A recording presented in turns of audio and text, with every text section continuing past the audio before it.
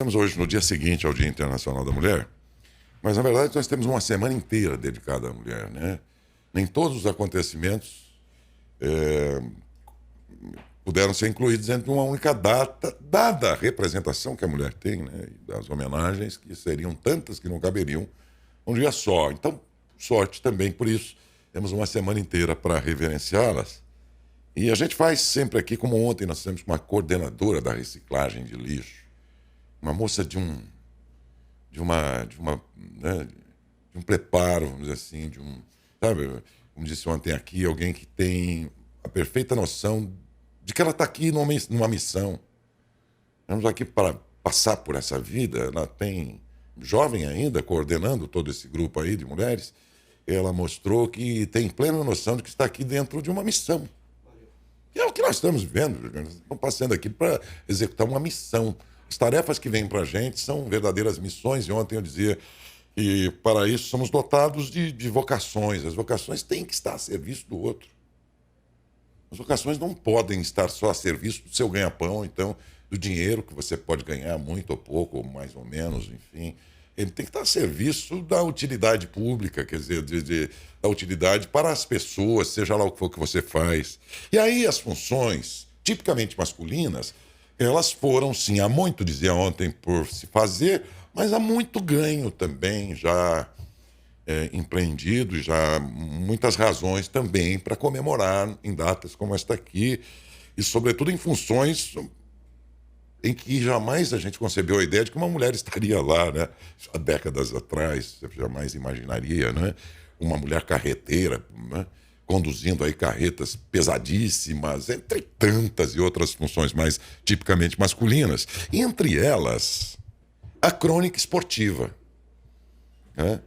A crônica esportiva, que sim, já teve outras que ousaram atuar dentro de um setor até então tipicamente masculino, né? E tal. Mas nunca como nos dias de hoje, quando a gente nota a mulher realmente presente e competente em funções em que jamais esperava que ela viesse a atuar. Na narração esportiva, por exemplo, né? Historicamente masculina, hoje tem muitas e excelentes profissionais, entre elas a Isabelle Moraes, jornalista, apresentadora e locutora esportiva da Rede Bandeirantes de televisão, com quem nós vamos conversar agora. Bom dia, Isabelle.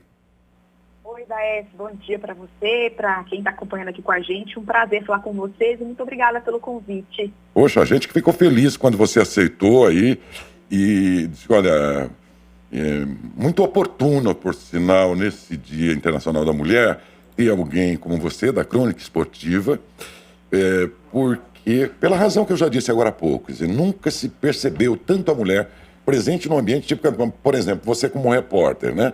Era inconcebível há alguns anos imaginar que uma repórter esportiva, por exemplo, avançasse para um ambiente de vestiário de futebol, de time de futebol, por exemplo, Isabelle.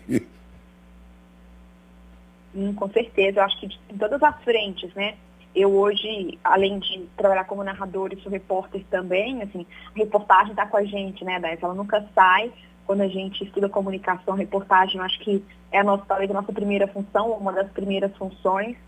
E hoje a gente tem uma presença maior assim, de mulheres, principalmente em rádio, falar por rádio também, porque eu trabalho também como repórter de rádio na Rádio Bandeirantes, e estar atrás do gol, né, fazer a meta, como a gente diz no jornalismo, informar durante o jogo, fazer a transmissão da partida, né? Isso era mais difícil de acontecer. Ainda hoje, a gente ainda espera que esse número aumente.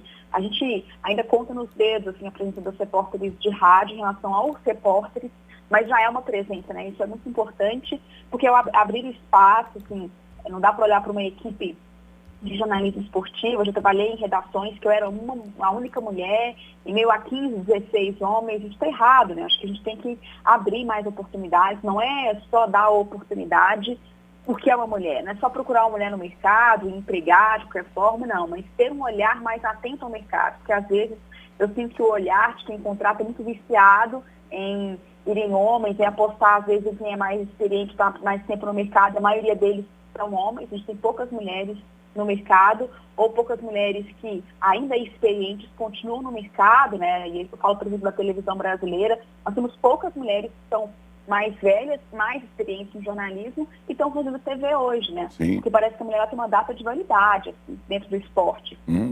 E os homens não. O homem, quanto mais velho, quanto mais experiente, né, melhor dizendo, quanto mais experiente no jornalismo, mais credibilidade ele passa, mais sabedoria ele passa. E para a mulher na TV não, parece que chega a uma idade e ela já é descartável. E a gente pode não citar nomes, obviamente, mas quantas e quantas mulheres tão boas quanto tantos homens, jornalistas mega experientes, que acabam saindo do mercado, que chega uma idade que a TV já entende, né, a lógica da TV, na verdade, não uma única TV, já entende que não vale mais. Então, assim, é sempre importante que a gente esteja aqui, né, para marcar o nosso espaço, seja na reportagem, seja na narração, seja na apresentação, seja nos comentários, né, na produção, enfim, todas as funções que a gente tem hoje dentro da comunicação. E na comunicação, minha gente, eu falo sempre aqui, Isabelle, que a gente é quase uma máquina de overlock, porque a gente borda, chuleia, prega botão, a gente tem que fazer uma série de funções e você não é diferente, jornalista, apresentadora, locutora esportiva e tudo isso, né? Mas dentro daquilo que é o jornalismo e as suas possibilidades e especializações, você vai encontrar jornalista especialista em economia, outro em meteorologia, especializações assim.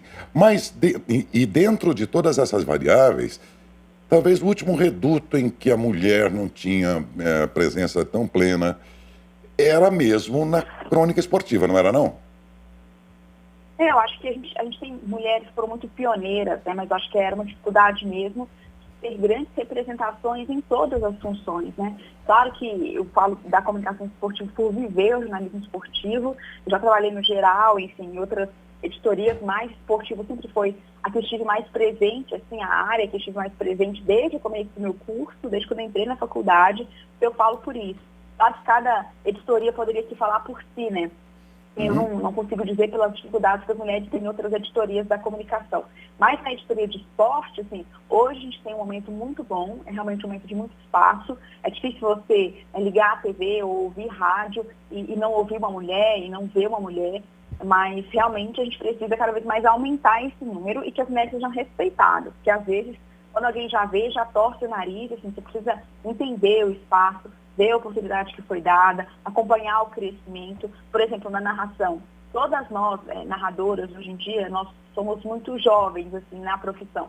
Tirando a Luciana Mariano, né, que é uma super pioneira, começou na Band lá em 97, está hoje no grupo Disney, as outras têm pouco experiência, têm menos experiência. Então eu narro, tem mais ou menos uns 6 anos que eu narro. Tem a Renata Silveira, que narrou em 2014, então voltou a narrar com frequência em 2018, então são 5 anos. Também a Natália Lara, que chegou a narrar há alguns anos, mas só voltou mais recentemente com frequência nos grupos onde passou, Elaine Trevisan, a Camila Garcia também, enfim, a Letícia, que é uma menina mais nova que está surgindo aí também. Enfim, nós temos algumas mulheres, mas todas nós somos muito jovens, né? Com exceção de experiência que eu falo, com exceção da Luciana, que é a nossa pioneira, que é a nossa grande referência por ser lá na década de 90 ter narrado pela primeira vez na televisão brasileira. Então nós temos esse momento nosso da narração, né? E a gente espera que cada vez mais outras meninas se interessem pela narração e tenham oportunidade. É isso mesmo. Ontem eu recebi, inclusive, um belo material do Marcelo Gomes, da ESPN, que é um grande amigo. Ele fez lá uma homenagem resgatando esses nomes de precursoras da crônica esportiva, entre elas a Claudete Troiano, né, que foi também pioneira, e fez lá uma belíssima de uma homenagem. Você vem de Minas, né, Isabelle? Isso, eu sou mineira. E começou por lá, Isabelle? Isso, eu sou de uma cidade que chama Itamarandiba, que fica no norte de Minas, no Vale de Jequitinhonha. E eu fui para Belo Horizonte em 2015 para estudar, para fazer jornalismo, e desde então eu comecei na Rádio Inconfidência, que é uma rádio pública lá de Belo Horizonte, uma grande parceira assim, na comunicação. Eu comecei como estagiária, e lá o José Augusto Toscano, que era o chefe de esporte, um dia falou assim, eu vou te colocar para narrar. E eu narrei, e aí depois eu tive outra oportunidade, narrei a Copa de 2018 pelo canal Fox Sport, voltei para a Rádio Inconfidência, continuei, fiz outras funções, trabalhei em jornais, até que em 2020 o Grupo Bandeirantes me contratou e eu cheguei para narrar o Brasileirão Feminino e trabalhar no grupo como repórter também, enfim, outras funções. Mas eu comecei lá em Minas. Mas há ainda alguma resistência, ainda que não seja do nosso meio, mas que seja por parte de torcedores. Há alguma resistência ainda pelo fato de a mulher ser hoje a narradora esportiva e que transmite o jogo do time dele? Ah, é evidente. Evidente. Uma vez, por exemplo, eu ouvi assim, tudo bem que ela seja narradora, um comentário, assim, tudo bem que ela seja narradora, desde que não narre o meu São Paulo, sabe? É Mas mesmo? assim, eu acho que assim, tem muita resistência, isso é evidente, tanto é Olha, que a gente não tem mais, no Grupo Bandeirantes, o Brasileirão Feminino, até o ano passado a gente tinha. A gente tinha uma hashtag, eu li a hashtag durante a transmissão, né, para chamar a participação dos torcedores, para registrar mesmo que estava participando com a gente. Eu li algumas mensagens da hashtag, deixar alguns abraços assim. E com o tempo, eu fui naturalmente diminuindo, assim, porque às vezes eu li a hashtag e no meio do jogo tinha algum tipo de comentário que assim, não me fazia bem, sabe? E aquilo me desestabilizava de um jeito, sim. olha que assim, não que eu seja experiente, mas eu narro desde 2018, então aliás, desde 2017, a primeira vez que eu narrei. Então são 6 anos que eu estou amadurecendo minha narração, que eu estou amadurecendo isso dentro de mim. E mesmo assim, no ano passado, eu li alguns comentários que já me desestabilizavam no ao vivo, né? E você precisa voltar ali para o jogo, focar, enfim, transmitir, uma baita oportunidade, narrando na TV aberta para todo o Brasil, assim. Então, com o tempo fui diminuindo, assim, a hashtag, porque ele não estava nos fazendo bem, deixava para as meninas, ou só registrar, ou participe na hashtag e tal. Ou as outras companheiras, a Renata Silveira, a Natália Lara, enfim, apesar de que elas também estão conquistando seu espaço, cada vez mais firmando seu espaço pela competência delas, mas tem gente que ainda é resistente. Outro dia mesmo eu postei alguma coisa nas minhas redes sociais de narradoras, e alguém vai falar assim, mas nenhuma presta, assim, mas não dá. Assim, nós somos poucas ainda, né? Mais vão nascer, mais vão surgir, e é um processo de crescimento, assim, porque a gente cresceu ouvindo homens narrando futebol, né? Então é um processo de criar nossa identidade. Eu tive muita dificuldade no começo de ter minha identidade. Quando a gente perguntava quem me inspira, assim, muitos narradores me inspiram como um ouvinte de futebol, porque eu gosto de ouvir futebol no rádio, por exemplo, né? Eu gosto de ouvir na TV, eu sempre gostei das narrações, assim, dos tons de voz, como a entonação ela é diferente em cada lance, como é diferente para a TV e para o rádio, mas nenhum me inspirou para eu criar meu estilo de narração. Eu sempre tive, eu sempre tentei não ter vícios de outros narradores, sabe? Porque é muito natural o nosso ouvido, né? Poder criar a minha identidade. Isso é muito difícil. Durante esse processo, como que acontece o amadurecimento? Acontece no ar, né? É necessário ter uma paciência do nosso espaço, é necessário que a gente esteja aqui. O futebol brasileiro, né, mundial, mas falar do nosso futebol brasileiro, ele foi contado por homens durante toda a história do nosso esporte. E chegou a hora de também ser contado por mulheres, né? É necessário acompanhar o nosso trabalho, é necessário entender o nosso trabalho, é necessário entender que a nossa voz não vai ser como a dos homens, né? A minha voz não vai ser tão grave como a sua, da Aécio, por exemplo, mas as pessoas precisam entender que as vozes, são diferentes, mas somos igualmente competentes, estudamos tanto quanto, porque a gente se prepara muito para cada transmissão, é sempre um bolo assim, de material, para não errar, para não dar margem de crítica. Na verdade, eu acho que o timbre feminino, ele se encaixa ainda melhor nas transmissões esportivas, porque ela tem uma vibração muito especial. Por exemplo, o meu timbre não serve para narração esportiva, porque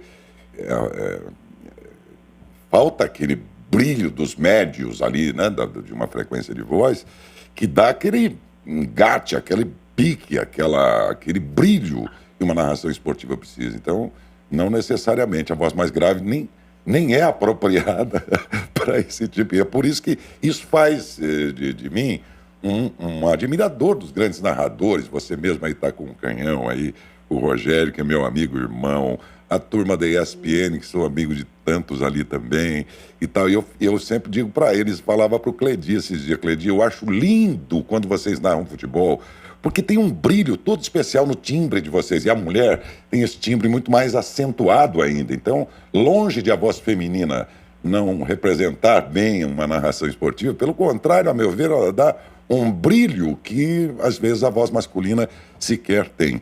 Agora, vê se eu estou correto naquilo que eu vou afirmar agora, Isabela. É muito mais um conceito, uma observação minha, que pode estar errada, inclusive. Quando a gente ouve vocês transmitindo o futebol feminino, parece que a galera entende melhor a presença da narradora naquele contexto. E quando ela transmite um jogo de futebol masculino, talvez neste momento é que se tem uma pequena parte que ainda resiste à ideia, é quando ela mais se manifesta, tô certo? Eu acho que sim, apesar de que eu fiquei alguns anos narrando o Brasileirão Feminino na Band, e ainda assim, especialmente quando envolvia grandes torcidas, né? Eu tinha algum tipo de resistência, mas com o tempo também as pessoas foram se acostumando, enfim, entendendo como a gente tinha a identidade do produto, né? Dentro do grupo. Mas eu acho que a maioria do público que acompanha o futebol feminino, a maioria, tá? Não todos, mas a maioria, eu acho que eles já compreendem a importância da mulher lutar pelo seu espaço, sabe? Porque tem elos ali entre a minha narração, entre as minhas comentaristas, entre as jogadoras, que é de buscar o nosso espaço. Então, o Brasileirão Feminino, em 2013, começou a ser disputado, né? Antes era uma Taça Brasil, que sequer súmula de jogo a gente tem. Então, a próprio organograma do futebol feminino brasileiro, ele é extremamente tardio por uma série de questões históricas gravíssimas. Então, a gente está completando neste ano de 2023 10 anos do Brasileirão Feminino. É uma competição muito, muito recente, se comparado ao Brasileirão Masculino, que teve, claro, teve Taça Brasil, né, e tudo mais, mas que teve a sua primeira edição de Campeonato Brasileiro em 1970. Então, 70 e 71, começo da década de 70, né? 1971, que foi o Atlético campeão. E aí, o que a gente tem? A gente tem realmente uma série de conquistas muito tardias. Então, quando eu estou ali narrando o Brasileirão Feminino, tem um elo entre aquelas mulheres e a minha narração, que é de uma inserção tardia, que é a da busca do nosso espaço, e a maioria do público do futebol feminino já reconhece essa necessidade da valorização da mulher. Então, seria um pouco incoerente você estar ali apoiando mulheres jogando bola num país que não as valorizou e você não ter paciência e respeito pelo trabalho de uma outra mulher que está contando a história desse jogo. Então, assim, no Brasileirão Feminino, no meu caso, na Band, né, a gente criou uma identidade mesmo da equipe. Então, a gente sempre se preparava muito, a galera que acompanhava sabia, assim, que a gente sempre tinha muita informação, que a gente acompanha mesmo o Brasileirão Feminino. Eu não cheguei ali para fazer porque eu era uma mulher.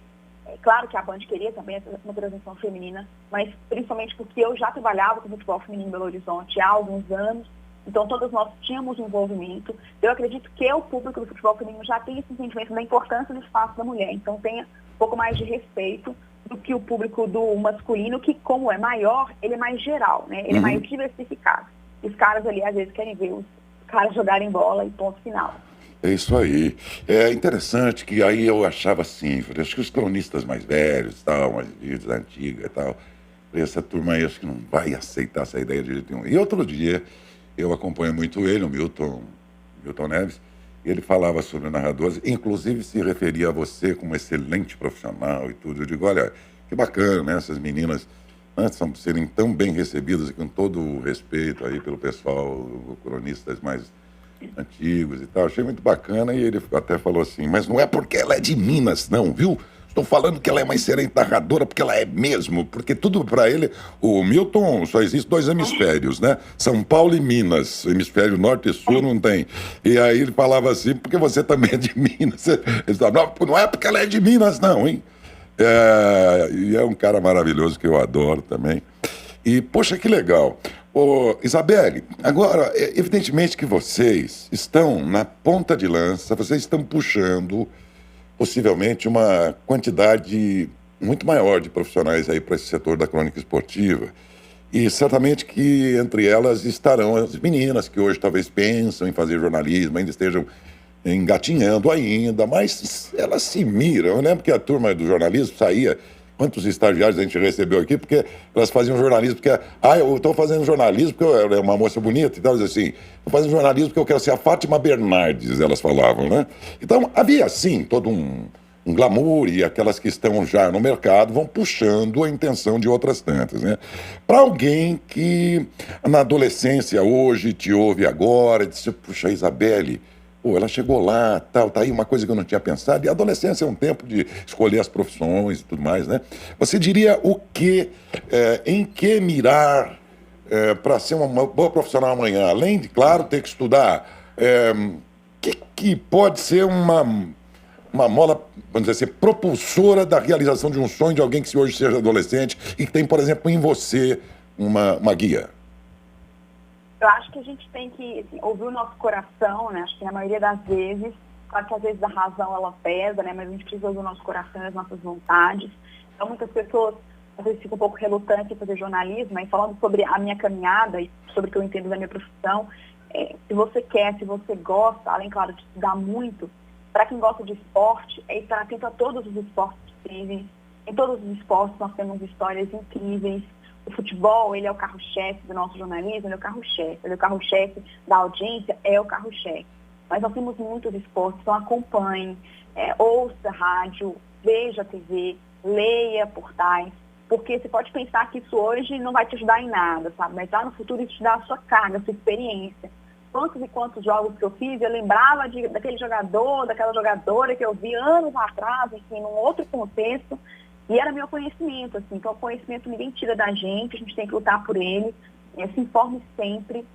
Nunca deixe, mas assim, nunca deixe hipótese alguma, se alguém demarque o seu espaço, é aqui que você precisa ficar, é isso que tem que fazer, enfim, não pode crescer, não pode sonhar.